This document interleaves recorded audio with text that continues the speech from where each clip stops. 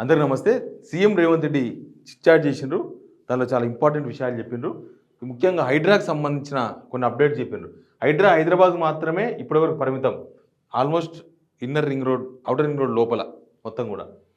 FTL buffer zone, చెరువులు, నాలాలు మొదటి priority. అంటే ఇక్కడ నాలాల మీద ఉన్న ఇండ్లు కూలగొడతారంట. ఎఫ్టీఎల్ బఫర్ జోన్, ఎఫ్టీఎల్ చెరువుల నాలాలు ఉంటాయి కదా, చెరువులకు నీళ్ళు వచ్చే నాలాలు, అవి ఇంపార్టెంట్. దాని మీద ఉన్న ఇండ్లు, దానిలో బఫరు అవన్నీ ఉంటాయి. అట్లాంటివన్నీ గురగొడతామని చెప్తున్నారు. నిబంధనలు పాటించని భవనాలను కూల్చివేస్తాం. 30 ఏళ్ల కింద కట్టిన అక్రమ కట్టడాలు అయితే హైడ్రా చర్యలు తీసుకుంటుంది. 30 ఏళ్ల కింద కట్టిన కట్టడాలు కూడా 30 ఏళ్ల కింద పర్మిషన్ ఎవరు ఇచ్చారు? సర్పంచ్లు ఇచ్చారు. సర్పంచ్లు ఇచ్చినా నడవదండి ఇప్పుడు మళ్ళీ అదే చెప్తున్నారు. ఫస్ట్ కూల్చివేత మొదలుపెట్టిందే కాంగ్రెస్ నేత పల్లం రాజు నుంచి.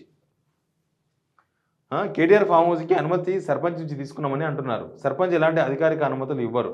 ప్రజా ప్రయోజనాల కోసమే కూల్చివేతలు జరుగుతున్నాయి. గత 10 ఏళ్లలో చెరువులు, నాలాలను కబ్జా చేసి కట్టినందుకు ఎమ్మెల్యేలను పార్టీ నుంచి కేసీఆర్ సస్పెండ్ చేయాలి. అదే ఎమ్మెల్యేలను కాంగ్రెస్లో జాయిన్ చేసుకుంటున్నారు. అదే ఎమ్మెల్యేలు 10 మంది ఎమ్మెల్యేలు ఉన్నారు. వాళ్ళతో రాజీనామా చేయించాలేమో మరి. తర్వాత పార్టీలో చేరికలకు ప్రభుత్వ పనితీరుకు సంబంధం లేదు. ప్రభుత్వం పనితీరు నచ్చి కొందరు బీఆర్ఎస్ ఎమ్మెల్యేలను మా ప్రభుత్వం మెచ్చుకోవడం సంతోషం. చేరికలు నిరంతర ప్రక్రియ. వక్ఫ్ బోర్డు బిల్లును మేము వ్యతిరేకిస్తున్నాం. ఏఐసీసీ స్టాండ్ తీసుకుంది. అదే మీ విధానం. రేపనాడు ఈ ఎస్సీ వర్గీకరణ కూడా ఏఐసీసీ నో చెప్పారు అనుకో, వాళ్ళు ఇక్కడ కూడా మళ్ళీ యూటర్న్ తీసుకుంటారు. ఇప్పుడు ఎస్సీ వర్గీకరణకు మేమే ఫస్ట్ అందరికన్నా ముందు అమలు చేస్తామన్నారు కదా తెలంగాణ రాష్ట్రంలో, దేశంలో అందరికన్నా ముందు. ఇంకా స్టాండ్ తీసుకోలే. ఏఐసీసీ ఇప్పటిదాకా ఎస్సీ వర్గీకరణ మీద స్పందించలేదు. వాళ్ళు ఎస్సీ వర్గీకరణ కనుక వాళ్ళు వ్యతిరేకిస్తే ఇక్కడ కూడా యూటర్న్ జరిగిపోతుంది. అక్రమ కట్టడాలపై ప్రజాకోర్టులోనే తేల్చుకుంటాం. నా కుటుంబ సభ్యులవి అక్రమ కట్టడాలు ఉంటే ఆధారాలు తీసుకొని రావాలి. నేను కేటీఆర్ ఫామ్ హౌస్ అక్రమ కట్టడం అని ఆధారాలతో అక్కడికి వెళ్ళాను. కేటీఆర్కి దమ్ముంటే నా కుటుంబ సభ్యులు లేదా నాది అక్రమ కట్టడాలు ఉంటే ఆధారాలతో రావాలి.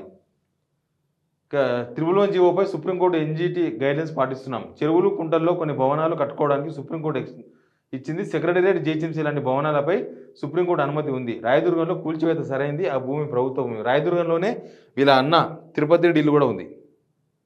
వీళ్ళని తిరుపతి ఇల్లు ఆడనే ఉంది. రాయదుర్గం ఎఫ్టీఎల్లోనే ఉంది. మరి దాన్ని కూడా గులగొట్టాలి కదా. ఇప్పుడు రాయదుర్గంలో ఉన్న వాళ్ళ అన్న ఇల్లు గులగొట్టొద్దు. తర్వాత పొంగులేటి శ్రీనివాసరెడ్డిది ఫామ్ హౌస్ గులగొట్టొద్దు. తర్వాత వివేక్ ఫామ్ హౌస్ గులగొట్టొద్దు. ప్లస్ ఆయన ఎవరు మాజీ మంత్రి మహేందర్ రెడ్డి ఫామ్ హౌస్ గులగొట్టొద్దు. కేవీపీ ఫామ్ హౌస్ గులగొట్టొద్దు. ఎవరు ఫామ్ హౌస్ గులగొట్టొద్దు. ఎవరి గులగొట్టాలంటే ప్రజలే గులగొట్టాలి. తర్వాత ప్రతిపక్ష నేతలే గులగొట్టాలి. ఇది టార్గెట్లా పెట్టుకున్నట్టు కనిపిస్తుంది. కవిత బెయిల్పై స్పందించిన ముఖ్యమంత్రి.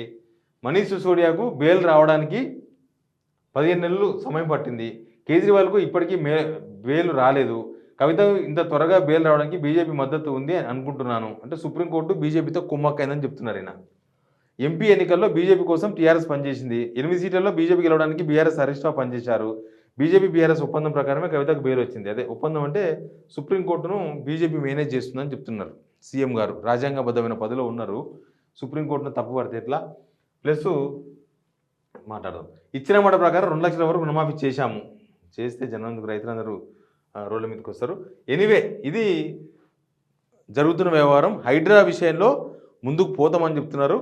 కాకపోతే చాలా విషయాలను డీవియేట్ చేసినట్టుగా కనిపిస్తుంది. స్టార్టింగ్లో చెప్పినట్లుగా హైడ్రా విషయంలో చెప్తలేరు. ఇప్పుడు చూసినాం కదా, అక్బరుద్దీన్ ఓవైసీ వాళ్ళ కాలేజు అది ఎడ్యుకేషన్ సెంటర్ కాబట్టి ఇప్పుడు కాదు తర్వాత కూలుస్తామని చెప్తున్నారు. అక్కడ పోతే మల్లారెడ్డి కూడా అవే ఉంటాయి. ఇంకా మిగతా వాళ్ళే కూడా అవే ఉంటాయి. ఎడ్యుకేషన్ ఇన్స్టిట్యూట్సే ఉంటాయి. ఇప్పుడు చాలా ఇంజనీరింగ్ కాలేజీలు ఇక్కడ మన గండిపేట బ్యాక్ సైడ్ మొత్తం ఇంజనీరింగ్ కాలేజీలే. అన్ని చెరువులనే కట్టేసాను. మ్యాక్సిమం ఎఫ్టీఎల్ బఫర్లో ఉంటాయి. ఇప్పుడు అందరూ సేఫ్. ఇక వాళ్ళు ఎవరు ఏమన్నారు. మళ్ళీ ఎవరు కూలుస్తారంటే ఈ చెరువుల పక్కన కట్టుకున్న వాళ్ళే కూలుస్తారా? చెరువుల పక్కన ఉన్న కాలనీలో కూలుస్తారా? ఇప్పుడు వాళ్ళు కూడా రోడ్డు మీద పడతారు కదా.